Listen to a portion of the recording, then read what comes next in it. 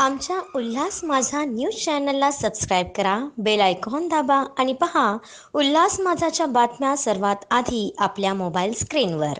सांगलीतील एका कंत्राटदाराने कामाचे बिल मिळत नाही म्हणून आत्महत्या केली। कल्याण डोंबिवली महापालिका क्षेत्रातील कंत्राटदाराने आत्महत्या करणाऱ्या कंत्राटदार हर्षल पाटील याला श्रद्धांजली वाहिली। सरकारने हर्षलच्या कुटुंबियांना मदत केली पाहिजे, याचे थकलेले बिल मिळाले पाहिजे। कल्याण डोंबिवलीतही असे अनेक ठेकेदार आहे, त्यांचे बिल मिळत नाही।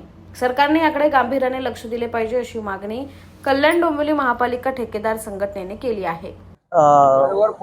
महाराष्ट्रात एक फार मोठी दुर्दैवी घटना घडलेली आहे।